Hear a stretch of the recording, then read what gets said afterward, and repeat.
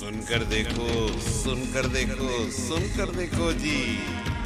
ममता राहुल मोदी बोले, लिखे जितेंद्र जी।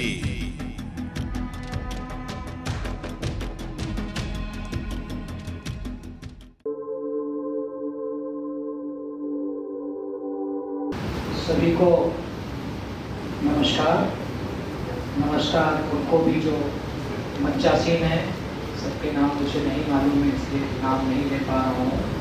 हाँ, एक चीज़ ज़रूर है कि कुछ लोगों को मैं जानता हूँ, उनके नाम भी ले सकता हूँ, बोल भी सकता हूँ, बोलना भी चाहिए। तो सीताराम जी का कार्यक्रम है और इसकी विविधता जो है इसी में है। उधर जो बैठा है उस चीज़ से जान के जाए कि इधर शहर में हो क्या रहा है। ये नेवर जी हैं, शहर की पत्रकारिता के वो स्तंभ हैं कि जहाँ बड़े बड़े पत्रकार हैं, जिसमें मैं भी शामिल हूँ, मैं बड़ा नहीं हूँ। हमने अपनी यात्रा यहीं से शुरू की थी, छत्ते छत्ते से। आज ये बड़ा हाउस है और मैं जब भी इनके साथ जाता हूँ मुझे लगता है कि मैं कुछ कह सकता हूँ, सुन सकता हूँ, डाक दिखा सकता हूँ। हमारे बीच में बंशीधर जी हैं, संस्थाओं के प्राण हैं और एक संस्थाओं के प्राण हैं, तो मैं इनको इस आग्रह के साथ कि संस्थाएं और सारी इनके साथ जोड़ी जाएं, इस विनम्रता के साथ ये मौका मिला है तो मैं कह रहा हूँ। अशोक झा जी हैं, हम अगर पीछे थोड़ा सा मुड़ के देखते हैं, आम चुनाव में मीडिया की भूमिका और आम चुनाव खत्म हो चुके हैं, तो भूमिका जो भी रही होगी वो 4 के बाद सामने आएगी। भूमिका तो है, भूमिका है इसीलिए कि विनीत जी हैं, विनीत शर्मा जी, और इनसे तो आग्रह किया जा सकता है कि अपने बड़े अखबार में कम से कम पाठक मंच कल से शुरू करवाइए। ये प्रभारी हैं और ये कर सकते हैं। हम लोग भी लिखें, अगर हम 10 चिट्ठी लिखते हैं तो संपादक 10 ने कम से कम 1 छापेगा। हम ही नहीं लिखते हैं, हमको लगता है कि हम किसी बड़े मुद्दे पर एक लाइक मार देंगे तो हमारा फ्री होगा। हमने अपने स्वरूपों को बदला है। एक न्यूज़ के साथ जो रेफरेंस आता है, हमें मोदी जी चुनाव के बाद कहाँ गए हैं, मैं उस पर न जाकर मैं सिर्फ एक तरफ इशारा कर रहा हूँ कि अगर वो वहाँ गए हैं तो क्या विवेकानंद रॉक का कोई आंदोलन रहा है या अचानक बन गए या आज़ादी से पहले बन गए?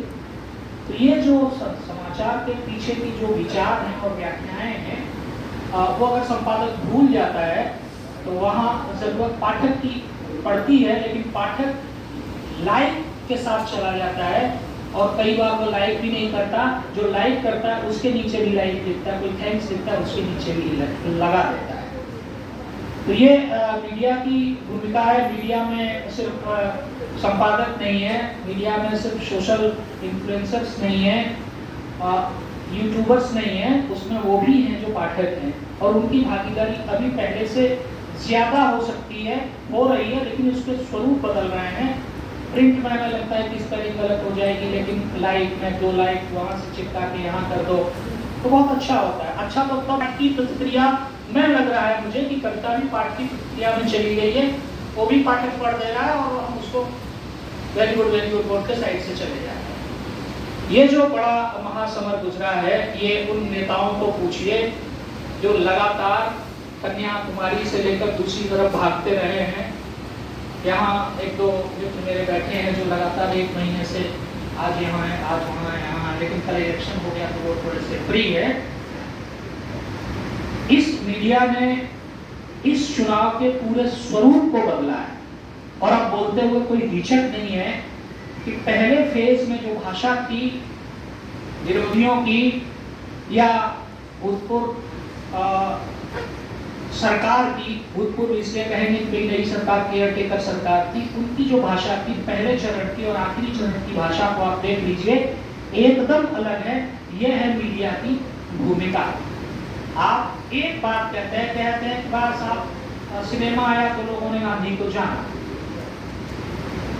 सिंपल बात है। शुरुआत में दौर में लगा कि ये सरकार दौड़ रही है, लोग दौड़ रहे हैं और अपने वैचारिक जो ताकत है उसको साइड कर दे रहे हैं। ओ भाई साहब, बाद में महसूस हुआ कि नहीं, ऐसा नहीं।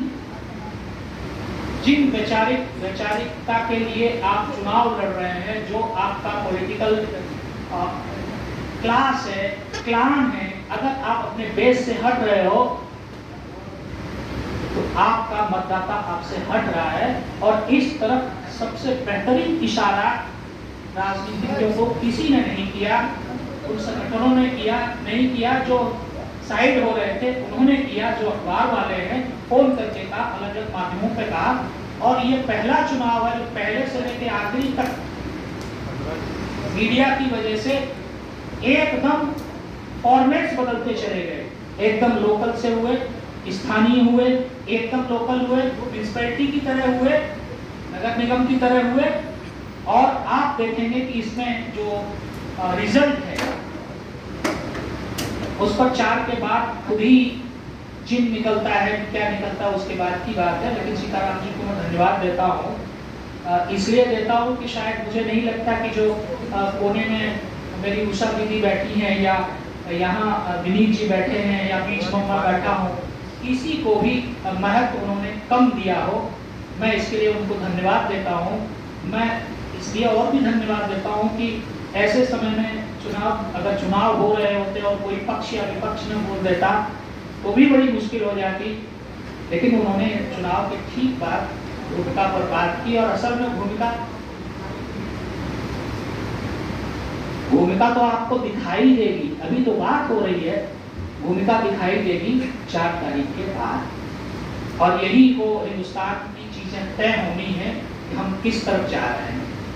ऐसा नहीं है कि सब भागे जा रहे हैं, और ऐसा नहीं कि सब विचारवान नहीं है, या जो कुछ नहीं बोलता वो कुछ नहीं जानता है, ऐसा नहीं। गारंटी सिर्फ बेहतरीन विचारों की हो सकती है, गारंटी हर आदमी के महत्व की हो सकती है, गारंटी सिर्फ आदमी के कलम की ईमानदारी की हो सकती है। बाकी सारी चीजें बेमानी है।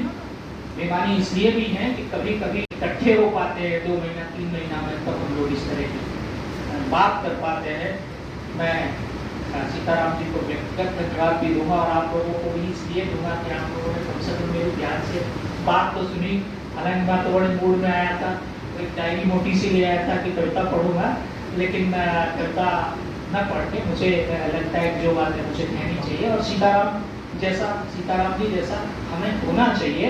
इस शहर को कम से कम 10-15 सीताराम अग्रवाल की जरूरत है, जो हमें प्लेटफॉर्म दें और हम अपनी बात करें। बहुत बहुत धन्यवाद।